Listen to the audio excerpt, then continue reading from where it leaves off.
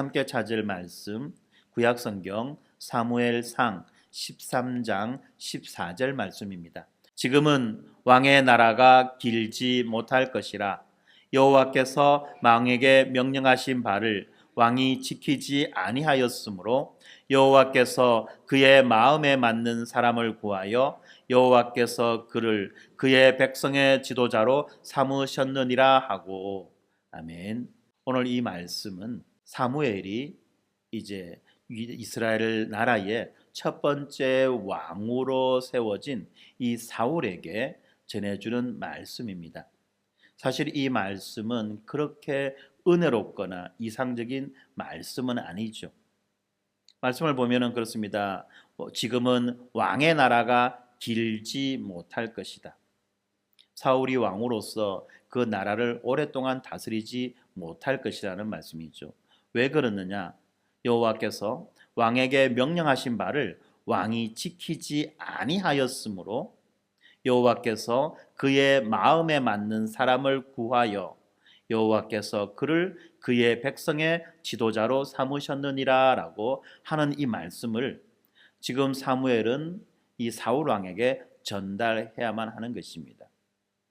어떻게 보면 이 말을 전달할 때에 이 사무엘은 자기 목숨의 위험을 감수해야 될 수도 있는 그만큼 그렇게 이상적이지 않은 말씀이라는 거죠. 하나님이 당신을 왕의 자리에서 더 이상 머물게 하지 않고 다른 사람을 세워서 당신의 뒤를 이을 왕을 삼으려고 합니다. 왜 그러냐면 당신이 하나님의 그 말씀을 지키지 않았기 때문에 그렇습니다 라고 말하는 거죠. 네, 이것이 바로 우리가 보는 이 사무엘상, 지금 이번 주간 우리가 읽고 있는 이 리딩 지저스 사무엘상의 핵심적인 내용이라고 말할 수 있습니다. 이 사무엘상의 내용은 처음에 시작은 이렇습니다. 이 불임의 고통 가운데 있는 한 여인의 이야기로 시작합니다. 그 이름은 한나라고 하는 여인입니다. 이 한나는 이 실로에 있는 하나님의 집에서 아주 아픈 마음으로 필사의 심정으로 간절히 기도합니다. 너무나도 간절히 기도할 때에 옆에서 있었던 이 제사장 엘리는 이 한나를 술 취한 사람으로 오해하게 됩니다. 그러니까 한나는 뭐라고 말하느냐 하면 내가 지금 여호와 앞에 나의 슬픈 심정을 쏟아내는 것입니다. 내가 결코 술에 취해서 술주정하는 것은 아닙니다라고 그렇게 말합니다. 우리가 너무나도 간절한 기도의 제목, 너무나도 아픈 기도의 제목이 있을 때 우리는 하나님의 앞에 나와서 울며 또한 기도하는데 때로는 그 기도가 어떻습니까? 너무나도 목이 메어지기도 하고 너무나도 가슴이 답답하기도 하다 보니까 제대로 아름다운 표현과 문장으로 이어지지 않을 때가 있다는 것입니다. 그냥 아버지, 그냥 하나님 이라는 말을 하며 그냥 눈물을 흘리고 훌쩍거리고 또다시 한탄하듯이 아버지라고 말하기도 하고 이런 기도의 경험이 지금 한나에게 있다는 것입니다. 네, 그렇게 될 때 마치 술 취한 사람처럼 옆에 있던 제사장이 오해했던 거죠. 그런 한나가 그 제사장에게 자기의 상황을 자초지종을 설명을 하게 될 때에 제사장은 한나를 축복합니다. 한나에게 평안히 가라라고 말합니다. 그러면서 하나님께서 그의 간구를 허락하시기 원한다는 그런 축복의 메시지도 이 한나에게 전해줍니다. 그렇습니다. 한나는 사실 하나님 앞에서 어떠한 약속을 받은 것도 아니었고 또 한나가 기도를 마쳤을 때에 여전히 한나의 상황은 동일했습니다. 그렇지만 그 기도한 후에 무엇이 변화되었느냐? 한나 자신이 변화되죠. 한나 자신이 변화됨으로 한나에게 있었던 그 근심이 사라지는 것을 경험합니다. 그때 한나는 하나님 앞에 한 가지 서원을 하죠. 아들을 낳으면, 만일 하나님께서 나에게 아들을 주신다면 이 아들을 나실인으로 하나님께 드려서 자신을 위한 아들이 아니라 여호와를 위한 아들이 되게 하겠다라고 그렇게 서원합니다. 지금까지 한나는 자신을 위한 아들을 구했습니다. 왜냐하면 자기의 경쟁 대상자였던 다른 여자는 아들을 낳고, 그죠? 남편의 사랑을 독차지하고 있는데 지금 한나는 아무런 소식이 없다는 거예요. 당시의 여자들이 아이를 낳지 못하면 그야말로 아무 쓸데없는 용도 폐기당하는 그런 폐물 취급을 당했는데 지금 한나가 그런 입장이라는 것입니다. 그러니까 어떻습니까? 나에게 아들을 주십시오. 나에게 아들을 주셔서 나도 사람들 앞에서 폼나게 뽐나게 그렇게 좀 살아가게 해주십시오라고 그렇게 처음에는 기도했었을 것입니다. 그러나 하나님께서 그에게 평안을 주셨을 때에 이제 한나의 기도 제목이 바뀌는 겁니다. 나를 위한 아들이 아니라 하나님 앞에 쓰임받을 수 있는 하나님을 위한 그 아들을 하나님 나에게 허락해 주십시오라고 그렇게 기도했던 것입니다. 그리고 마침내 이 한나가 아들을 낳게 될 때에 그 아들의 이름을 사무엘이라고 짓습니다. 그리고 한나가 소원한 대로 이 사무엘이 젖될 무렵이 되자 그를 엘리에게 데려가서 평생을 여호와를 섬기는 일을 하게 하는 것입니다. 네, 이것이 사무엘의 출생에 대한 이야기입니다. 그리고 이어지는 또 다른 자녀에 대한 이야기가 있지요. 그는 바로 엘리 제사장의 아들 홈니와 비느하스라고 하는 이 두 아들의 이야기가 성경에 나와 있습니다.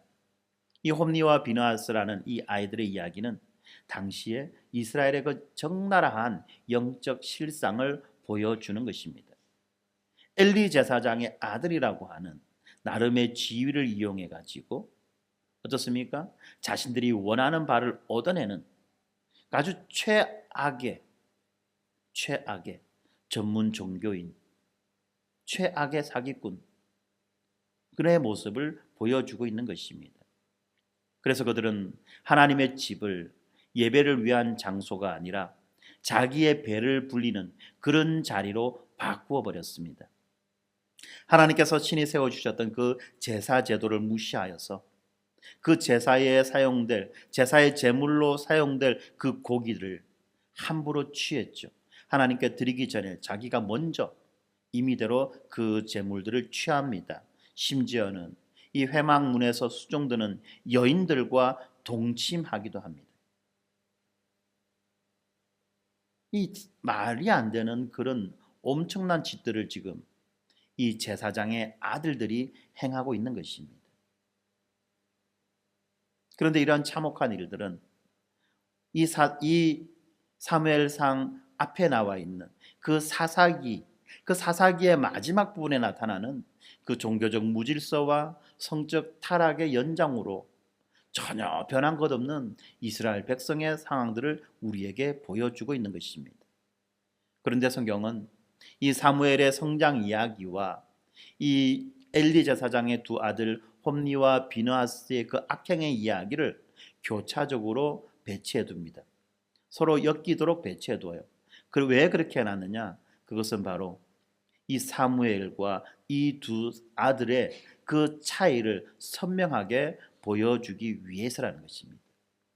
특별히 성경은 이 사무엘에 대해서 뭐라고 말하느냐 하면 아이 사무엘이 점점 자라가매 여호와와 사람들에게 은총을 더욱 받더라라고 그렇게 사무엘상 2장 26절에서 말해주고 있습니다.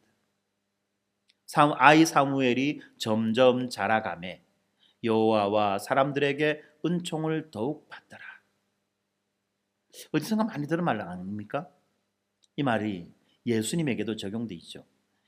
훗날에 누가가 예수님을 기록할 때에 뭐라고 기록하느냐 하면 누가복음 2장 52절에 보면 예수는 지혜와 키가 자라가며 하나님과 사람에게 더욱 사랑스러워 가시더라라고 그렇게 기록하고 있습니다.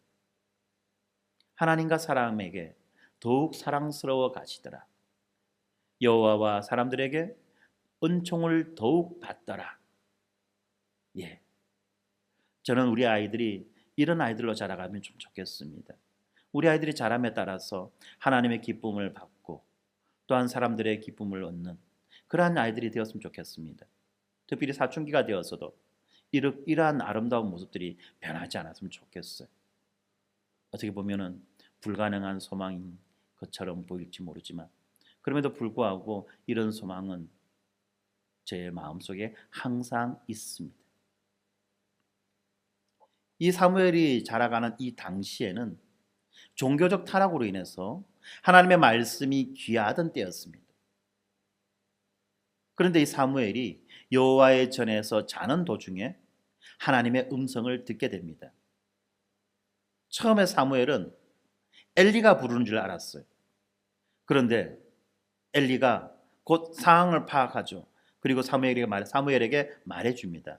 그것은 여호와께서 너에게 말씀하시는 것이니까 너는 잘 들어야 된다라고 그렇게 말씀해주고 있습니다.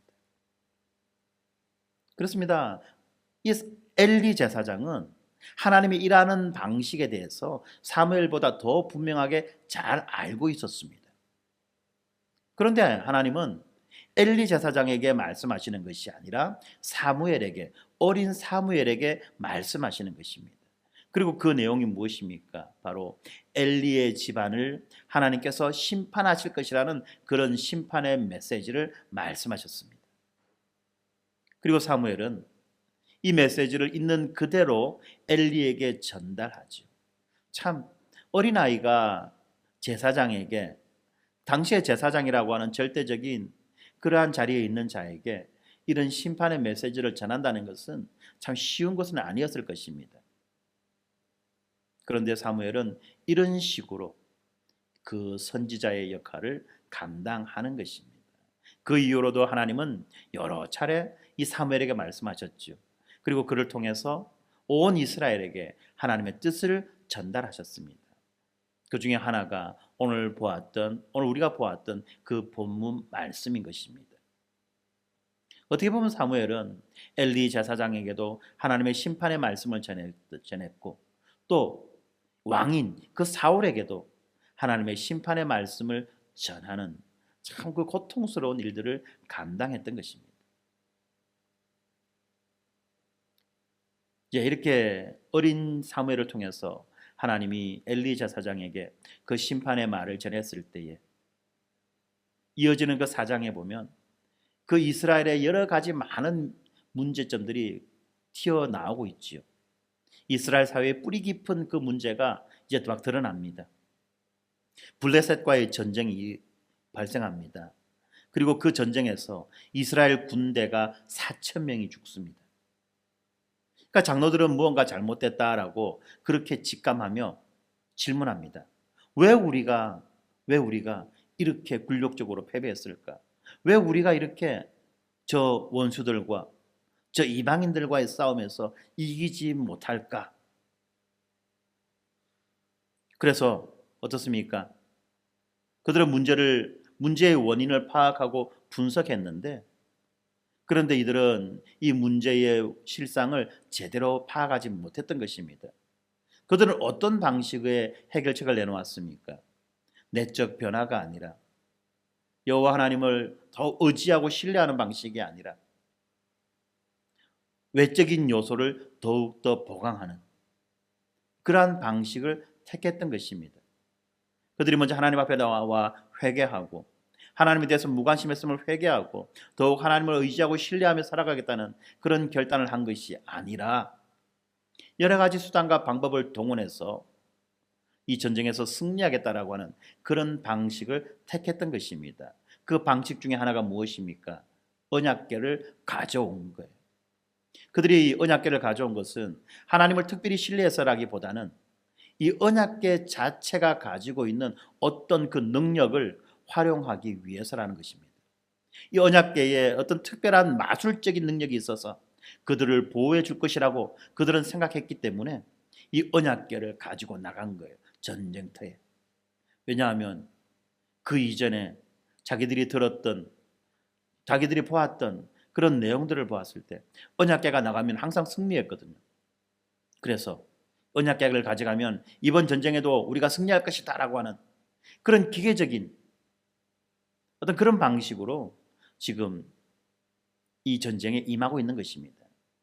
그런데 하나님의 능력을 신뢰한 것이 아닌 이 언약궤의 능력을 신뢰했던 이스라엘은 어떻게 됩니까? 전쟁에서 패하게 되죠. 그리고 그들이 가지고 나갔던 언약궤마저도 빼앗기게 됩니다. 그리고 홈니와 비느하스도 전장에서 죽임을 당하는 것입니다. 이들은 이 언약궤를 부적절하게 사용함으로 인해서 오히려 하나님의 명성에 먹칠을 하고 하나님의 위신을 떨어뜨리는 그런 이상한 짓들을 했던 것입니다. 그리고 이 소식은 어떻습니까? 그 실로의 길 옆에 앉아서 이 전쟁의 소식을 기다리고 있던 엘리에게 즉시 전해집니다. 그런데 성경은 이 엘리에를 어떤 식으로 표현하고 있느냐 하면 항상 앉거나 누워 있는 그 모습으로 엘리를 그려냅니다. 앉거나 누워 있는 모습의 제사장. 제사장은 원래 뭘 해야 됩니까? 서서, 그죠? 하나님을 섬기는 자 아닙니까? 그런데 서서 하나님을 섬겨야만 되는 자가 앉아 있거나 누워 있는 거예요. 이것은 그의 삶 전체의 모습을 적나라하게 보여주는 것입니다. 모든 일에 수동적이고 인생을 흘러가는 대로 그저 앉아서 바라만 보던 그런 그의 삶의 태도를 보여주는 것입니다. 적극적으로 나서지도 못하고 그냥 자기 일이 아닌 것처럼 아무 관심이 없는 것처럼 누워있고 앉아있는 그 인생의 태도, 그 태도가 자식에게도 그대로 반영이 되는 거죠. 그는 자식들의 잘못을 고치기 위해 어떤 행동도 하지 않았습니다. 그들이 성전에서 그렇게 난리를 치는데도 제사장으로서, 아니 아버지로서 어떤 따끔한 말 한마디를 제대로 하지 않았던 것입니다. 그 결과가 무엇입니까? 선지자의 예언대로 엘리의 두 아들 모두는 한날에 죽었습니다. 그리고 언약궤마저 블레셋의 손에 빼앗기게 되었습니다. 그리고 엘리 제사장 본인은 그 소식을 듣고 의자에서 뒤로 넘어져서 목이 부러져서 죽습니다. 한날에 아버지도 죽고 두 아들도 죽습니다. 그리고 이때 마침 이 비느하스의 아내가 출산을 하게 되는데 이 출산을 하는 이 비느하스의 아내가 이 소식을 듣고 충격을 받아서 산통 가운데 이 아내가 죽지요. 그러면서 이 낳은 아이의 이름을 무엇이라고 부르느냐면 이가봇이라고 그렇게 불렀습니다. 이가봇, 하나님의 영광이 떠나갔다는 거죠. 하나님의 영광이 떠나갔다는 것, 더 이상 이곳에 하나님의 영광이 머무르지 않는다는 것. 하나님 앞에 버림받은 자, 그 하나님 앞에 버림받은 자의 그 비참한 종말의 모습들을 보여주는 것입니다. 그래서 어떻게 됩니까? 두 명의 아들이 죽습니다. 아버지가 죽습니다. 며느리가 죽습니다. 한 집안이 하루아침에 아작이 납니다. 이것이 바로 하나님의 영광이 떠난 자들의 그 비참한 모습이라는 것입니다.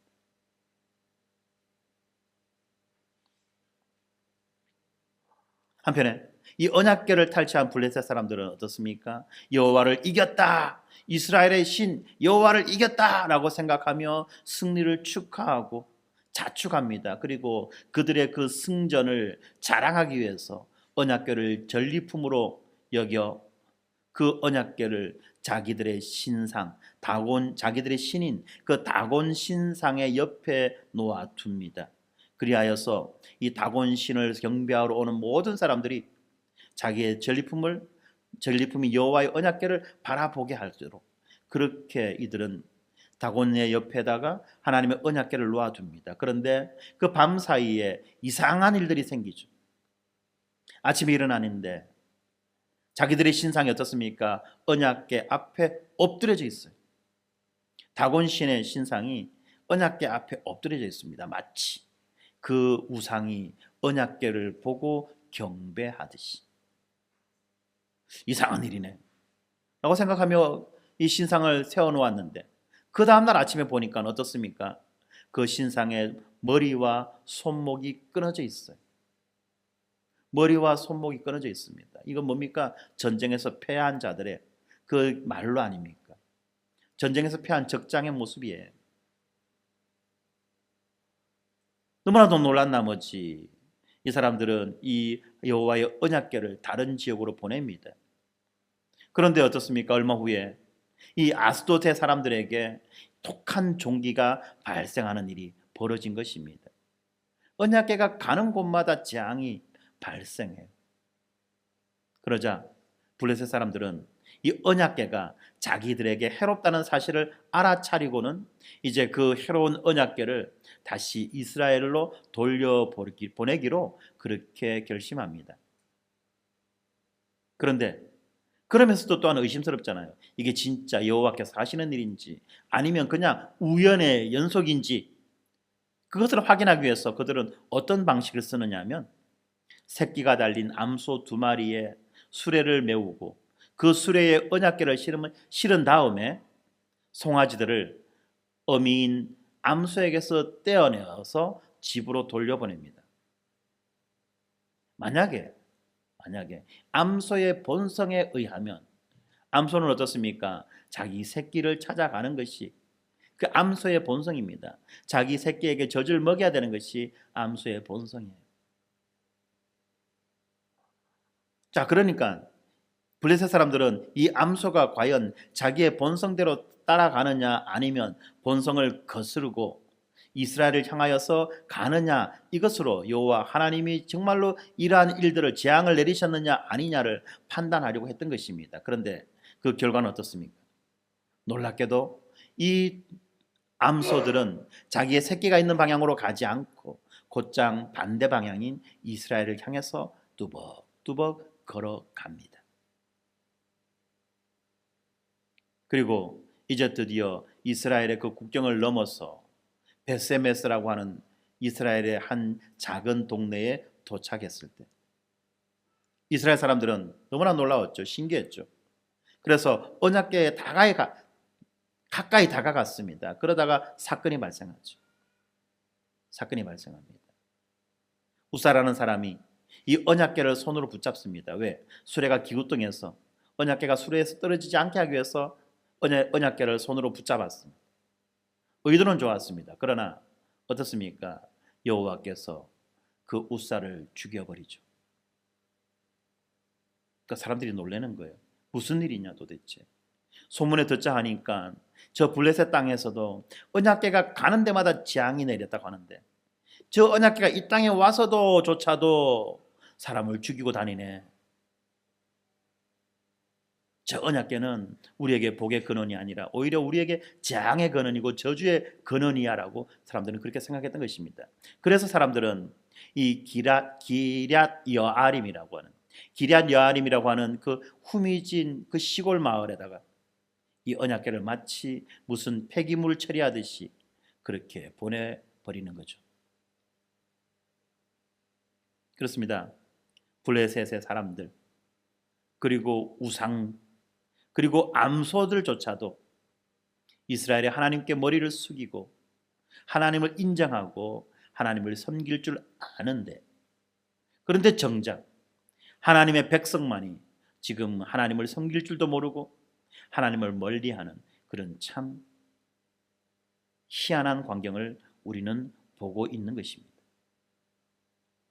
이렇게 해서 사무엘상 7장까지 왔는데 이 사무엘상 7장에서 사무엘은 이스라엘 온 족속에게 이렇게 말합니다.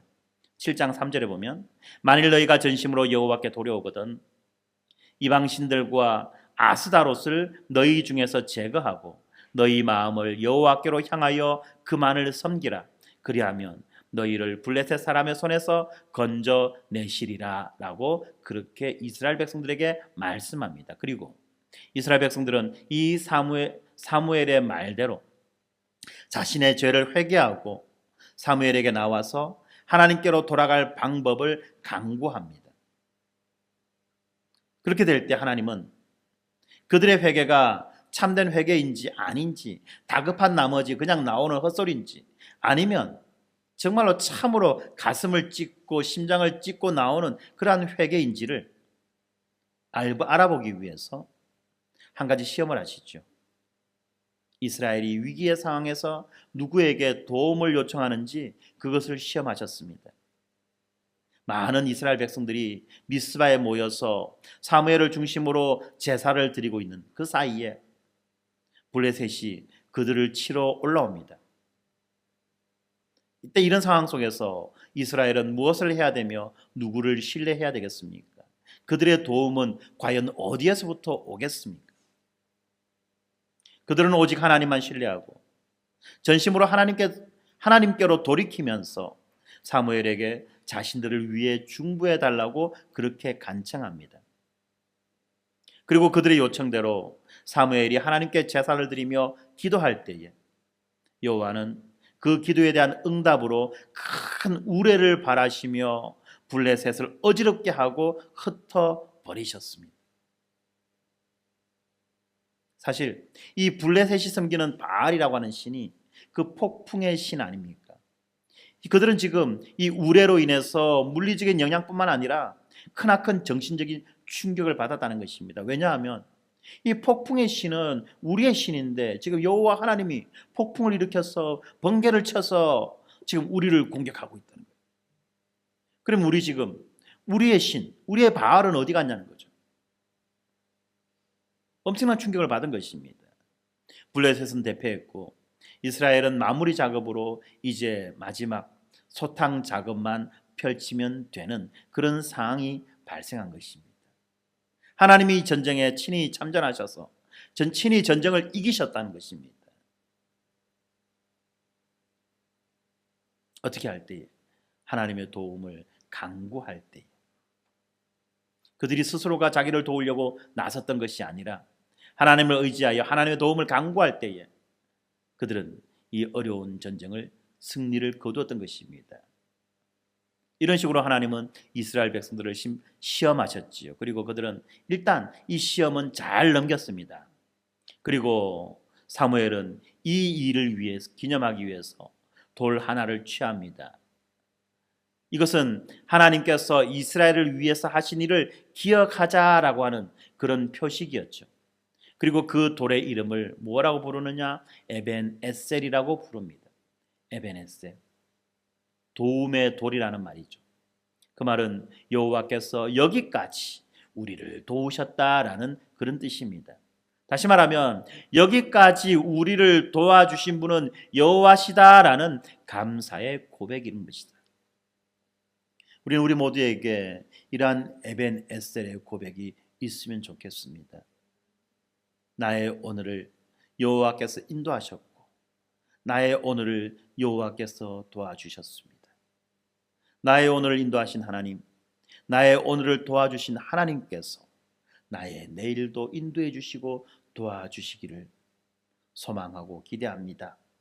라는 그러한 마음이 늘 하나님 앞에 고백되어졌고 또 간구되어지면 참 좋겠습니다. 그런데 이어지는 8장은 그 앞에 있었던 그 7장과는 또 다른 내용이 전개됩니다. 어떤 내용이 나오느냐 하면 이스라엘 백성들이 자기들에게 왕을 세워달라고 요구합니다. 사무엘상 8장 20절에 보면 우리도 다른 나라들 같이 되어 우리의 왕이 우리를 다스리며 우리 앞에 나가서 우리의 싸움을 싸워야 할 것입니다 라고 말합니다. 우리도 다른 나라들 같이 되어.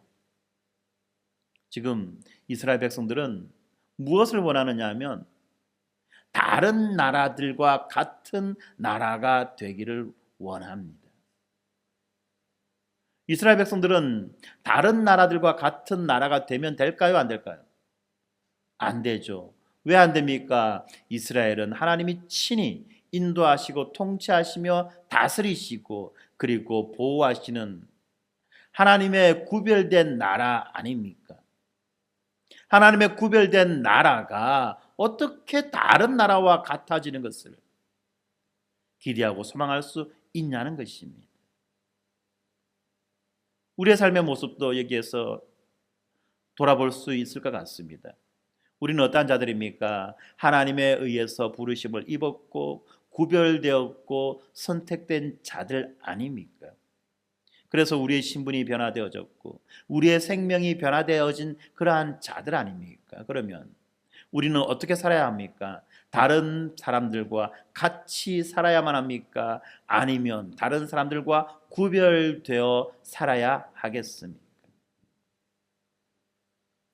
이 내용을 우리가 기억해야 됩니다. 그런데 우리는 어떻습니까? 다른 사람들과 같이 살 때, 다른 사람처럼 살아갈 때 안전감을 느껴요. 다른 사람들처럼 살지 못한다고 우리는 불안하거나 불평하거나 불만을 가지는 것입니다. 우리의 자녀들도 마찬가지입니다. 우리의 자녀들도 구별된 백성, 하나님에 의해서 선택된 백성, 하나님의 특별한 부르심을 입은 특별한 백성이라고 하는 사실을 잊어버리게 될 때 여전히 이 아이들도 다른 아이들과 같이 되려고 그렇게 애를 쓸 것입니다. 그러나 그렇게 다른 아이들과 같이 되었을 때 그 결과는 무엇입니까? 하나님을 잊어버리고 하나님을 인정하지 못하고 하나님을 아주 가볍게 여기는 그런 존재로 자라갈 수밖에 없는 것 아니겠습니까? 지금 이스라엘 백성들은 다른 나라와 같이 되고 싶어 하는 거예요. 그래서 그들에게 왕을 달라는 것입니다. 근데 사실 어떻습니까? 이스라엘은 사무엘의 중보를 통해서 하나님이 주신 승리를 얻었고 그 결과 적들에게 둘러싸여 있을 때조차도 그들은 안식을 누리며 살아갈 수 있었습니다. 또한 사무엘은 선지자, 제사장의 역할뿐만 아니라 이제 사사 역할까지 수행하면서 하나님을 향한 참된 예배와 백성을 위한 공의로운 통치를 지금 실현하고 있지 않았습니까? 그런데 왜 왕이 필요하다는 것입니까? 하나님께서 친히 그들의 왕이 되어주셔서 지금 사무엘을 통해서 그들을 통치하고 계심에도 불구하고 그들은 다른 나라와 같이 되기 위해서 왕이 필요하다고 이야기하는 것입니다. 그러면 그들의 왕은 도대체, 그들을 다스리는 그들의 왕은 도대체 그들에게 있어서 무엇이라는 것입니까? 아주 긍정적으로 생각해 본다면 그들이 왕을 요구했던 그 이유가 어쩌면 사무엘의 아들들 때문은 아니었는지 모르겠습니다. 사무엘은 이제 늙었는데 그의 아들들은 어떻습니까? 사무엘의 그 삶을 따르고 있지 않다는 거죠. 엘리의 자식들 비슷하게 하나님과 상관없는 사람으로 그들은 살아가고 있다는 것입니다. 참 가슴 아픈 이야기죠. 정말 가슴 아픈 이야기입니다. 그거를 볼 때에 사람들은 아마 이렇게 생각했을지도 모릅니다. 사무엘의 뒤를 이어서 그의 자식들이 우리의 제사장이 되고 우리의 선지자가 되고 우리의 사사가 되어주면 좋겠는데 하는 꼬라지 보니까 영 아니구나. 그러면 도대체 지금부터 우리는 누구를 믿고 의지하며 살아야만 되겠까? 라고 하는 그런 염려를 했는지도 모르겠습니다. 그런데 여러분들, 우리가 알아야 되는 것은 아무리 왕정을 도입한다고 해서, 아무리 왕을 세운다고 해서 이런 문제가 해결될까요? 이런 문제는 해결되지 않는 겁니다. 오히려 왕을 세워가지고 그의 자녀들이 직접 이제 왕의 계통을, 왕의 직분을 이어받는다라고 한다면 오히려 문제는 더 악화될 수도 있다는 것 아니겠습니까? 그런데 그들이 이 왕을 원한 데는 이것보다도 더 근본적인 문제가 있었습니다. 아까도 말씀드렸지만 이들은 다른 나라들과 같아지고 싶었던 것입니다. 하나님의 특별한 소유로 부름받은 그 구별된 나라였는데도 불구하고 그들은 다른 나라들과 같아지고 싶은 그런 마음으로 지금 왕을 요구하고 있는 것입니다. 또한 그들은 그 왕이, 자기들이 세운 그 왕이 그 나라를 이끌어 주기를 원하고 있습니다. 그런데 어떻습니까? 그들에게는 이미 하나님의 법인 율법이 있었고 그리고 특별한 시기마다 하나님이 세워주시는 사사가 있었습니다. 그리고 하나님은 그들을 항상 어려운 가운데에서 건져내어 주시고 보호해 주시고 인도해 주셨지 않습니까? 하나님이 이미 그들의 필요한 모든 것들을 채워주셨음에도 불구하고 그들은 지금 왕을 원하고 있습니다. 그리고 또한 그들은 왕이 앞장서서 전쟁을 치르는 이런 시스템을 원했던 것입니다. 하나님은 그들이 기도하면 때마다 필요에 따라 리더를, 어떤 대장을 세워주겠다고 약속했지만 이스라엘 백성들은 기도하고 싶지 않았던 겁니다. 그런 식으로 기도하고 싶지 않았고 대신 자기들이 장악할 수 있는, 자기들이 마음대로 컨트롤할 수 있는 그런 정치 체제, 그런 군사 체제를 그들은 원했던 것입니다. 기도하는 게 부담스럽다는 겁니다. 구차스럽다는 거예요. 기도하기보다는 차라리 자기의 힘을 더 강하게 만들어서, 기도하기보다는 자기의 힘을 더 강하게 만들어서 그 어려움들을 극복해 나가고 싶다. 나는 그러한 시스템들을 만들고 싶다. 그런 생각을 했기 때문에 그들은 지금 왕을 요구하고 있는 것입니다. 인생의 어려운 문제들을 닥칠 때 우리는 무엇을 합니까? 먼저 기도합니까? 아니면 기도가 아닌 다른 방식을 찾습니다. 하나님을 의지하여 하나님을 신뢰함으로 그 문제를 돌파하기 원합니까? 아니면 이스라엘 백성들처럼 다른 외부의 힘을 강화시켜서 그 문제를 감당해 나가기를 원하십니까? 지금 우리는 어떤 방식으로 우리 인생을 살아가고 있고 어떤 방식으로 우리의 어려움을 대처하고 있습니까? 기도하지 않는 방식, 가급적이면 기도 안 해도 되는 방식을 우리는 선택하고 있는 건 아닌가요? 우리 아이들에게도 마찬가지입니다.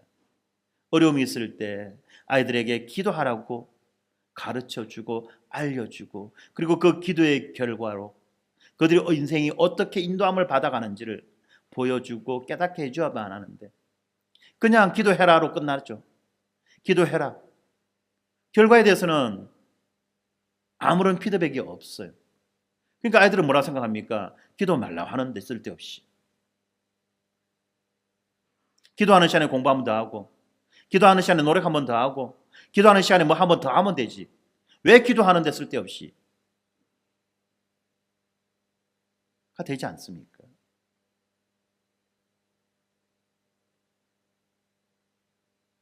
결국은 우리도 어떻게 보면 이 사무엘 시대에 왕을 구하는 이스라엘의 삶의 패턴을 따라가고 있는 것은 아닌지 모르겠습니다. 기도하고 싶지 않은 거예요. 기도할 필요가 없는 그런 시스템을 자꾸만 만들려고 하는 거예요. 결국 무엇입니까? 이스라엘이 그 언약궤에 쏟았던 그 미신적인 믿음, 언약궤만 들고 나가면, 언약궤에 특별한 능력이 있기 때문에 이 언약궤만 들고 나가면 우리는 이길 수 있어 라고 했던 그 미신적인 믿음, 그 믿음으로 왕정 체제를 구축하려고 했던 것입니다. 그러나 구원은 지상의 왕이 아니라 하늘과 땅을 지으신 여호와에게서부터 오는 것 아니겠습니까? 그렇기 때문에 그들은 곧 어떻게 됩니까? 실망하고 낭망하게 되는 것입니다. 그들이 왕을 원했기 때문에 하나님은 일단 그들에게 왕을 주십니다. 왕정을 선택한 이스라엘에게는 누구를 왕으로 세울 것인가라고 하는 그 과제가 이제 그들에게 주어졌습니다. 그들이 세운 왕은 어떤 왕입니까? 왕정 체제의 시작과 함께 500년 동안 그들은 여러 가지 왕을 세웠습니다. 선한 왕, 악한 왕, 강력한 왕, 연약한 왕, 지혜로운 왕, 우매한 왕, 각양각색의 왕들을 경험하면서 이 땅의 그 어떤 왕도 그들의 필요를 채워주지 못한다는 것을 그들은 깨달아야만 했던 것입니다. 그들에게 진정으로 필요한 것은 여호와께서 그들의 왕이 되어주시는 것, 여호와가 친히 그들의 왕이 되는 것이라는 것을 그들은 알아야만 했습니다. 이제 이스라엘에게는 왕이자 동시에 선지자와 제사장의 역할을 하는 바로 그러한 왕이 필요했던 것입니다. 이 왕정 제도를 선택한 이스라엘, 그 이스라엘의 초대 왕으로 등극한 사람은 베냐민 지파의 사울이었습니다. 이 베냐민 지파는 비록 작은 지파였지만 어떤 이스라엘의 그 정치 지형도에서는 무시할 수 없는 그런 지파였습니다. 게다가 사울은 이스라엘의 모든 사람들보다도 머리 하나만큼 키가 더 크고 외형적으로도 대단히 매력적인 인물이었습니다. 사울은 왕으로서의 모든 자격을 갖추었다고 할 만큼 그만큼 완벽한 그런 인물이었던 것입니다. 그 사울은 왕이 되자마자 가장 먼저 무엇을 하느냐? 군사 체제를 바꾸죠. 상비군 체제를 만듭니다.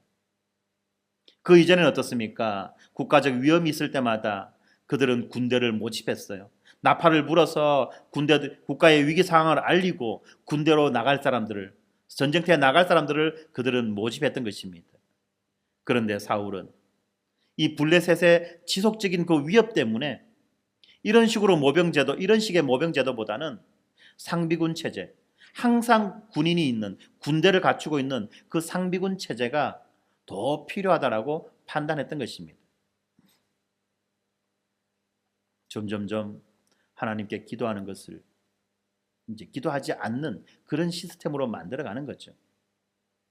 그런데 그것보다도 더 중요한 것은 사울의 마음 상태였습니다. 왜 사울이 이런 상비군 체제를 만들었느냐? 사실 그들에게 필요한 것은 하나님의 도우심이었지요. 그러나 사울은 하나님의 도우심을 구하기보다는 새로운 군사 시스템을 통해서 그 모든 것들을 해결하려고 했던 것입니다. 그런데 사울이 이렇게 심혈을 기울여서 구축해 놓았던 이 상비군들이 어떻습니까? 강력한 그 블레셋의 위협 앞에서 겁을 먹고 도망가게 되면서부터 이제 이스라엘의 모든 계획들은 다 깨어져 버리는 거죠.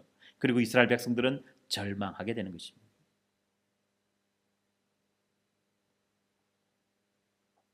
그러한 절망 가운데에도 사울의 아들인 요나단은 아주 용맹하게 싸웁니다. 그리고 많은 성공을 거둡니다. 그렇지만 이 용맹스러운 요나단과는 대조적으로 사울은 이 서서히 무너지는 자신의 군대를 보며 초조해하다가 아주 그릇된 잘못된 결정을 내립니다. 어떤 결정입니까? 사울이 여호와께 제사를 드리려고 사무엘을 기다렸는데 사무엘은 오지 않습니다. 그러자 이 초조해진 사울은 그만 그 초조함을 견디지 못하고 스스로 제사를 드립니다. 왜 이런 행동을 했을까요? 왜 왕인 사울이 제사장의 역할을 감당하려고 그렇게 했었겠습니까? 아마 사울은 그랬던 것 같습니다. 이 제사 제도를 일종의 마법처럼 그렇게 생각했던 것 같습니다. 제사만 드리면 이긴다. 제사라는 형식, 그 제사에 담겨져 있는 그 마음, 그 중심, 그 헌신, 이것보다도 그 제사라고 하는 그 형식에 그는 집중했던 것입니다. 마치 일종의 마법처럼 정해진 주문을 외우면 그 주문이 정한 그러한 능력이 나타나는 그런 마법처럼 아마 이 제사를 그는 여겼던 것 같습니다. 그래서 제사장만 드릴 수 있는 그 제사를 자기도 드릴 수 있다. 자기가 이런 제사를 드린다면 아마 이런 능력을 가질 수 있다라고 그렇게 여겼던 것 같습니다. 제사의식 너머에 있는 그 마음의 태도가 아니라 제사의식, 그 형식 자체를 중요하게 생각해서 사무엘의 도움 없이도 스스로 그 의식을 치르고 그 능력을 얻으려고 사울은 시도했던 것입니다.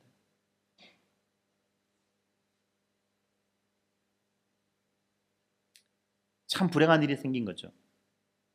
이스라엘의 왕은 하나님의 말씀에 복종해야만 되는 그러한 자리임에도 불구하고 사울은 점점점 기도하지 않고 하나님과 상관없이 어떤 마술적인 능력을 동원해서라도 자기를 강화시켜 나가는 그런 방식을 선택했던 것입니다. 결국 여호와의 구원은 사람이 많고 적음에 달리지 아니하였느니라는 그 요나단의 말을 입증하기로 하듯이 그 전투는 하나님이 이끄셔서 승리를 거둡니다.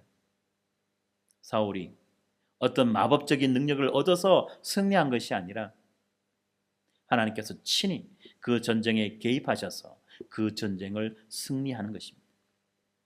그렇지만 이 사울의 왕권은 얼마 지나지 않아서 실질적으로는 무효화됩니다. 그는 명목상으로는 왕이었지만 하나님이 보실 때 사울은 더 이상 왕이 아니었습니다. 그리고 그에 대한 최종 그 판단이 오늘 우리가 보았던 그 본문 가운데 나와 있습니다. 하나님이 당신을 원하지 않습니다. 당신은 더 이상 왕이 아닙니다. 당신이 지금 왕의 자리에 있기 때문에 살았을 때는 왕일지도 모르지만 당신의 날은 결코 길지 않을 것입니다. 하나님은 자신의 마음에 합한 또 다른 왕을 이미 세우셨습니다. 이제 여호와께서는 그의 마음에 맞는 사람, 마음이 온전히 여호와를 향한 그 사람을 찾아서 이제 그를 왕으로 세우실 것입니다. 그가 누구냐? 그에 대한 이야기는 다음 주에 계속됩니다. 그러나 중요한 것은 이렇게 하나님에 대해서 마음을 쏟지 못했던 사울은 그야말로 비참한 그런 결말을 맞이하죠. 적군과의 싸움에서 대패하고 스스로가 포로가 되는 그런 수치를 당하지 않으려고 자결을 택하는 그런 엄청난 비극을 맞이하게 됩니다. 그리고 그의 시체는 적군들에 의해서 높이 매달려서 그 블레셋의 승리를 드러내어 보여주는 그런 도구로 사용되어집니다. 사랑하는 성도 여러분, 과연 누가 우리의 왕입니까? 우리는 어떤 방식으로 우리의 인생의 어려움들을 극복해 나가고 돌파해 나가려고 그렇게 시도합니까? 이 세상은 하나님 없이도 얼마든지 풍요하고 얼마든지 안전하게 살아갈 수 있다라고 우리에게 말해주고, 그리고 또 실질적으로도 그런 시스템들을 구축해 나가고 있습니다. 더 이상 하나님 앞에 기도하는 것은 불필요한 일이라고 사람들은 여기고 있습니다. 기도하는 그 시간에 공부 한 자 더 하고, 기도하는 그 시간에 돈 한 푼 더 버는 것이 우리들의 삶에 실질적인 도움이 되는 것이라고 그렇게 세상은 우리에게 말해주고 있습니다. 그러나 하나님의 백성으로 부름받은 우리들, 그리고 그 하나님의 부르심이 결코 실수도 하지 않고 실패할 수 없는 효과적인 부르심이라고 하는 그 부르심이라는 것을 우리는 알고 있음에도 불구하고 과연 우리는 그 부르심을 얼마나 마음에 담고 살아가고 있습니까? 세상의 풍조를 따라서 우리도 점점 하나님 없이 안전과 풍요를 누리는, 그리고 우리 스스로의 그 안식을 스스로가 보장하려고 하는 그런 방식을 우리는 따르고 있지는 않습니까? 우리가 지난주에 예수 그리스도의 부활을 기념하고 축하하는 부활절을 지냈습니다. 부활절을 지내면서 이 부활이 그냥 단순히 종교 행사가 아니라 역사적인 사실임을 드러내고 선포하고 그것을 고백하는 그 자리라는 것을 저는 생각해 보았습니다. 특별히 오후에 영화를 볼 때에 내가 예수를 믿을 거냐 말 거냐, 내가 정말로 예수를 믿고 따를 거냐, 그리고 그에게 나의 전 인생을 걸 거냐라고 하는 그 결정적인 선택의 순간에 어쩌면 우리는 항상 어물쩡거리고 있고 망설이고 있을 것인데, 그때 그 가중에 한 대사가 있죠. 주를 알기 위해서 더 주를 알아라. 네가 너의 평생을, 너의 인생을 예수 그리스도에게 던져넣기 위해서 더 주를 알기에 힘써라. 그렇습니다. 왜 우리가 예수를 바르게 믿지 못합니까? 왜 우리가 자꾸만 세상에 우리의 시선을 빼앗기고 우리의 마음을 빼앗기고 그러면서 날마다 회개하고 또 회개합니까? 사랑하는 성도 여러분, 우리가 더 주를 알기 위해 힘쓰기를 바랍니다. 그래서 우리가 리딩 지저스도 하는 것이고, 또 이제 4월달이 되어서 이제 날씨가 많이 풀려서 더 이상 난방하지 않아도 되는, 그리고 더 이상 아직까지는 에어컨 틀지 않아도 되는 이 좋은 시기에 우리가 함께 기도의 자리에 나와서 기도할 수 있도록 우리가 힘을 썼으면 좋겠습니다. 그렇게 해서 우리가 주를 더 알아감에 따라 우리의 인생을 온전히 예수 그리스도에게 던져는, 우리의 인생을 예수 그리스도에게 온전히 거는 그런 모두가 되기를 주님의 이름으로 축원합니다. 기도합시다. 하나님, 감사합니다. 성경 말씀을 통해서 또 이스라엘의 역사를 돌아보면서 우리에게 왜 예수 그리스도가 왜 필요한지, 예수 그리스도가 이 말씀 가운데 어떻게 우리에게 계시되어 보여주는지를 하나하나 살펴보게 하셔서 감사합니다. 우리가 이 말씀을 읽을 때마다 예수 그리스도를 생각하게 하시고 기억하게 하여 주시옵소서. 뿐만 아니라 아버지 하나님, 정말로 우리가 예수 그리스도에게 우리의 인생을 온전히 걸 수 있도록 우리에게 믿음을 다하여 주시옵소서. 정말 아버지 하나님, 세상은 날마다 하나님이 없는 평화, 하나님이 없는 안전, 하나님이 없는 안식을 우리에게 자랑하고 선전하고 제공한다고 그렇게 속삭이고 있습니다. 하지만 우리가 성경의 역사를 통해서 알고 있듯이 하나님이 없는 안식과 평화는 그 어디에도 없다는 것을 다시 한번 우리에게 깨닫게 해주셔서 우리가 예수 그리스도 안에서 참된 평화를 누릴 수 있도록, 참된 안식을 누릴 수 있도록 하나님 우리 가운데 은혜 내려 주시옵소서. 우리가 예수를 더 알고 더 믿을 수 있도록, 그리하여서 나의 전 인생을 예수 그리스도에게 온전히 걸어드릴 수 있도록 하나님 우리들을 인도하시고 축복하여 주시옵소서.